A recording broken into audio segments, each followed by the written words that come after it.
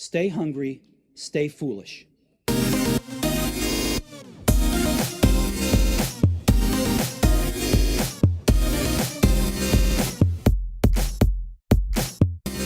So now on the Innovation Show, it's a great pleasure to welcome Shane Riley, co-founder of Moyee Coffee. Welcome to the show, Shane. Hi, Aidan. How you doing? Great to have you on the show. I'd love to hear your story. We're going to talk about how you are the first coffee company in the world to use blockchain to solve problems around coffee, suppliers, etc., etc. But before we get there, it'd be great to hear your story of Moyee Coffee.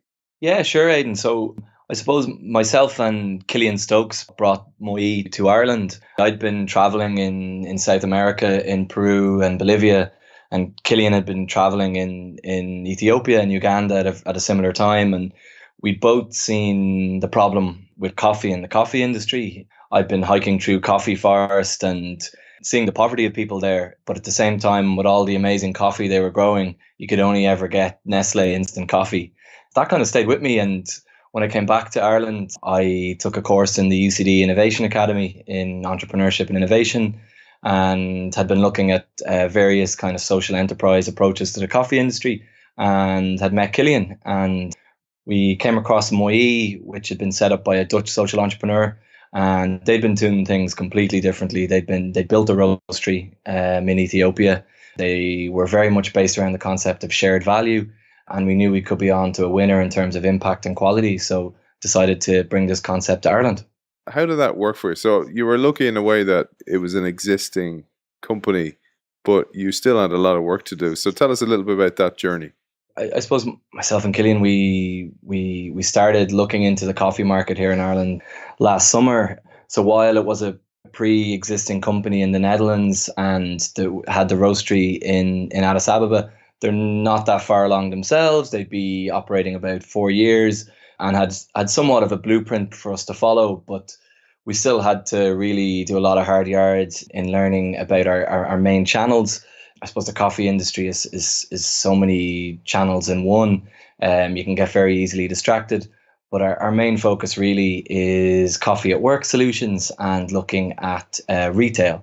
So the coffee at work in particular, I think, has it's a very steep learning curve. There's a lot of very well-known competitors in that market. Some of them have George Clooney on their books. You really have to put in the effort, learn a lot about it, get the service stuff right before you can even talk about the quality of your coffee and the impact it has. Nice, man. Well, if you're looking for a poor man's George Clooney, I'll send you a few photos, man, and we can see what we can muster up. But it'd be great to hear your story, because you're just back from Ethiopia, where you saw, I suppose, with different eyes. I know you were off traveling before and you saw the impact of coffee and I suppose both the good and bad of coffee when you were traveling, but now you saw it through a different set of lenses because you went there as a business owner and a business distributor of coffee. So it'd be great to hear what you saw this time as compared to the last time. Yeah, completely. I mean, I talked about it for a year, I suppose, and it's the number one question everyone asks you when we do a lot of office tastings and demos to talk about our Fairchain concept, and people always ask, "Oh, have you been there?" So it was great to get over to see, but at the same time, it was a real eye opener.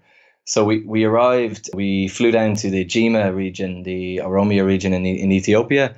We arrived at a coffee washing station after a 4-hour drive. We probably hadn't slept in about 24 hours, and the 300 farmers who bring their coffee cherries to the coffee washing station were just arriving with coffee cherries in large sacks on the back of donkeys. An open top truck pulled up. What must have been 150 people got off, all with coffee cherries. And their coffee cherry is red, ripe color when it's ready to go. They started laying them out, picking out the unripe cherries. So to see even that start of the process is incredible. It's an incredibly green and lush landscape. The coffee grows at about 1,800 meters above sea level, beside fruit trees in forests. So it's a really diverse, amazing landscape. But at the same time, it is a very poor region. Coffee harvest season goes from about September to now, the end of December. The coffee farmers bring kilos of cherries to the coffee washing stations to be processed every day. They have to be processed that day or the beans would start to ferment and they're no good anymore. But the money they earn from those coffee cherries, that's the only money they'll earn in the year. The rest of the time, they have to rely on subsistence farming and on barter. And so a coffee farmer in Ethiopia, even with the 20% Fairchain premium that we pay, would still only earn about €450 a year. When they consider international standards for living wage, farmers really would want to be earning about €1,000 per year to be getting towards paying for their kids to go to school, to afford even, more basics than that. So that was a bit of an eye-opener for us, I think. So tell us, Shane, then, when we drink our cup of coffee, we see the barista putting it into the machine, making it, etc. But what goes behind it? Because the exploitation side of things. So let's talk about the dark side here, because stuff that that goes wrong that a lot of us who drink coffee might not know. Could you tell us a little bit about that? Because that will frame, I suppose, the solution that you have seen with blockchain. But what are we solving? I mean, it was actually really interesting in listening to your interview with Don Tapscott recently, because I think he said at one stage, the people who create value in our economy aren't fairly compensated. And, he talked about blockchain having a role in the Internet of Value, and coffee is the largest unautomated industry in the world. They talk about 100 pairs of hands contribute to your cup of coffee. The big problem with coffee is over the last 30 years, the price has been increasing. As you go in to get your cappuccino, the price has steadily gone up towards €4 nearly. At the same time, the amount going back to developing countries like Ethiopia has been squeezed. So much so that only about 15% of the value of a bag of coffee is currently going back to Ethiopia. So the major problem for Ethiopia is that it's still being traded as a commodity. Farmers are relying on a commodity price that changes year to year. So even with great initiatives like Fairtrade, they're still only getting a premium on a very small amount. And then the far bigger problem we're trying to solve in Moyee is that unless you're roasting, packaging, doing the value add in countries like Ethiopia, they're never going to develop the industries they need to get out of poverty and to trade their way out of it. We're very much in favor of trade over aid. Not to get too detailed in figures, but Ethiopia is Africa's biggest coffee exporter. About 20 million people rely on it for a living, yet they only make about 800 million a year from coffee. They get 3 billion in aid at the same time. And if they roasted all of their coffee there, if they added all of that value and all of that brand in Ethiopia, they'd make 2.7 billion. And I think this is something blockchain can have a real role in opening up a very murky supply chain. The difference is enormous when you add more value and show where that value is being added along the coffee chain. Shane, just to explain that a little bit better, you know this, we wouldn't know this. So what you're doing with Moyee is actually creating an infrastructure, an ecosystem for the coffee to be root to the fruit and to actually be ground on site in Ethiopia. Is that what you do? There's a real movement on food provenance and from farm to fork. We talk about from bean to bag. So at a coffee washing station like the one we visited, the farmers, about 300 farmers, bring their cherries. They're depulped, they're washed in some cases, they're then dried. There's about 70 other support staff there that would be drying the coffee beans over the next 4 to 5 days. They then go to another process called hulling, where they take off the shell on the outside, the beans are polished. And it's usually there that you have a green coffee bean that is exported as a commodity to Europe. So Aidan, 99.9% of the coffee you've ever had is roasted in Europe. And of all of that added value, about 85% of the value of a bag of coffee is in roasting, in packaging, in branding. By doing that in Ethiopia, by doing that roasting there, we have 60 of our team in Addis Ababa, in the capital, where our roastery is, that are supported by this. That gives a big impact in terms of foreign currency staying in the country, but also in terms of those jobs, that expertise in creating new supply chains and local supply chains. We always talk about the example of the French don't export grapes, they export a branded Côte d'Aron and or another wine. And I think that's really key to the coffee industry and changing how we think about it. You're a real outlier here, because most of the coffee in the world is exported. You mentioned about that fermentation, where if the cherries go too ripe, they lose their taste or whatever. But before that is when most of the world receives coffee. They receive it when it's green, so it's not red. Is that right? No, well, they'd actually receive it. Those first initial steps at the washing stations would happen.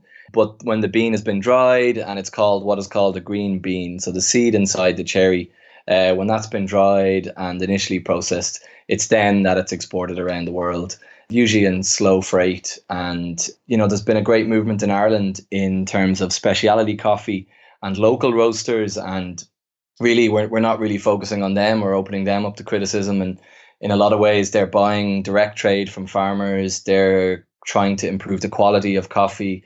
Coffee is still largely controlled by 5 multinationals who roast 70% of the world's coffee. And they take it after the initial processing as a green bean, roasted in industrial scale in Europe. In many cases, they're not looking at quality. They're looking at extracting the most amount of value and profit from it, all while more and more of that value is being taken from countries like Ethiopia.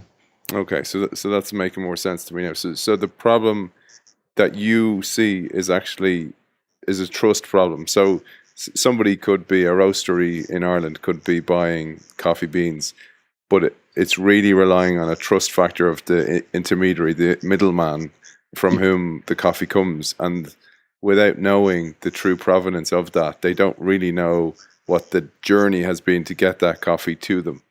Exactly. And I think it's why initially in the 80s initiatives like Fairtrade were set up to try and counter that problem. And in many ways it's admirable. It's raised a lot of awareness. It's tried to pay premiums when large multinationals weren't even considering that. But I suppose there's still a darkness to the industry. It's still an industry where there's a lot of middlemen, where we're not really seeing that provenance. And I think that's where blockchain can really be exciting, can really show exactly what's going on in the chain of production. And it's why I'm very excited about the project we've just started.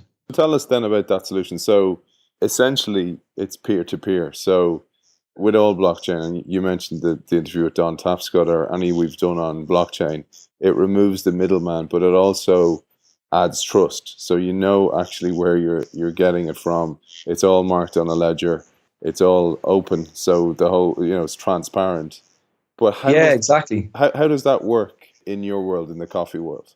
We've teamed up and our Dutch partners with a US technology company called Bex360.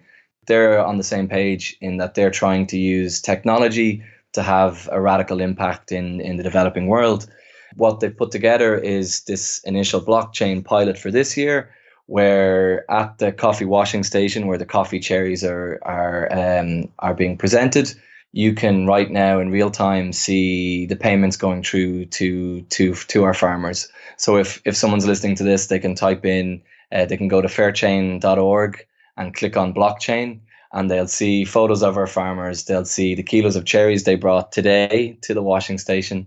They'll see what the market price is for that kilo of cherries and what the premium is we're paying them.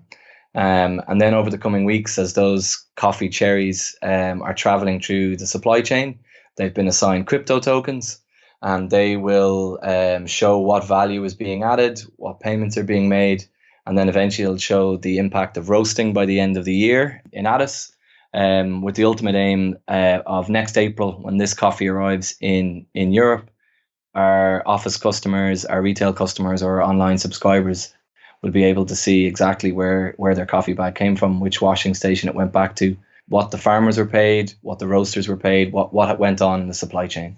Brilliant. So you guys are really far ahead of the game here, and hopefully, if this is your vision or not, you may be acquired by one of the big players purely for the ecosystem you've built. Not only the quality of your coffee, but also the business model, the foresight you've had, etc.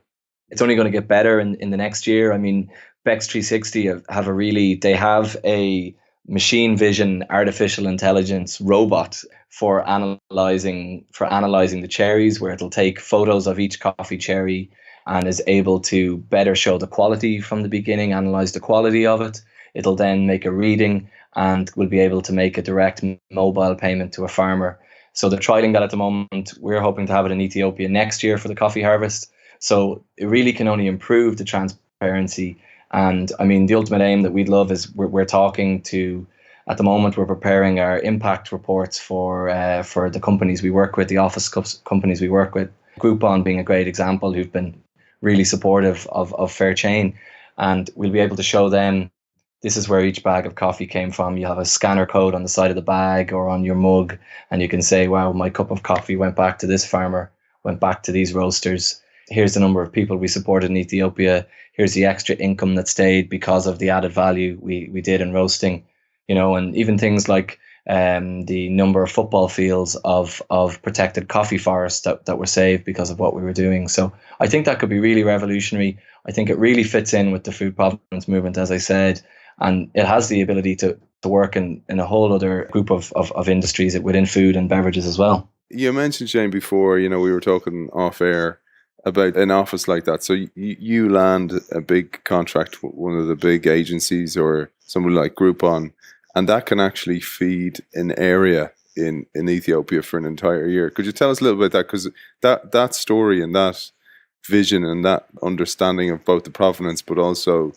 the payback to society, that by buying the coffee via you, using the blockchain, what you can give back. The coffee washing station we visited in Limu outside Jima, I think it handles about 45,000 kilos of cherries a year, and that supports an entire community. It supports about 300 farmers, as I said, 70 support staff, mainly women. Most of the farmers have about 5 children on average.